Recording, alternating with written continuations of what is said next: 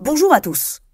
Nous avons beau développer les technologies les plus sophistiquées et déployer un monde qui n'a plus grand-chose à voir avec celui de Platon, de Kant ou de Rousseau, nous demeurons face aux mêmes interrogations sur la vie, sur la souffrance, sur notre relation à nous-mêmes et aux autres, sur le bonheur, sur la mort ou sur le mal. Ces questions sont insolubles. Ou plutôt, il appartient à chaque génération d'y réfléchir et à chacun d'entre nous, philosophe ou non, de s'y confronter.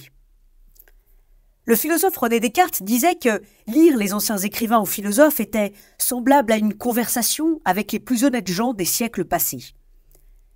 Cette conversation a quelque chose de rassurant, car elle nous apprend que personne n'est seul face à son chagrin, ses doutes ou ses contradictions.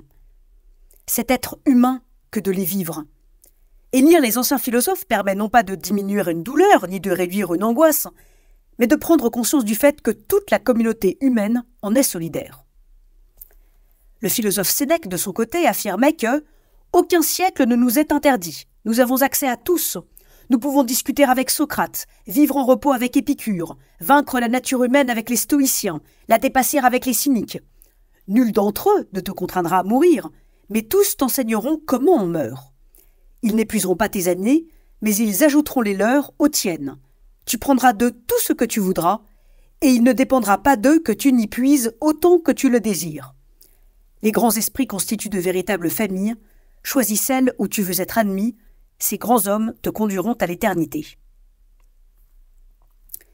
Ces brillants esprits nous apprennent l'humilité.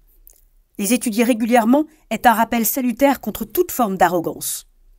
Aujourd'hui comme hier, il nous faut continuer à penser ce qui nous entoure et penser ce qui vient. Concernant les nouvelles technologies, par exemple, il ne s'agit pas de savoir si ceci ou cela est bien ou mal, mais de comprendre ce qui est en jeu. Pourquoi l'être humain éprouve le besoin de développer ces outils et ce que cela dit de lui. En somme, c'est en pensant les nouvelles technologies ainsi que notre relation avec elles que nous allons décider de notre conception de l'être humain. Quels êtres humains voulons-nous être ? Quels êtres humains allons-nous laisser les nouvelles technologies faire de nous ? Oui, la philosophie est partout et doit s'instiller partout.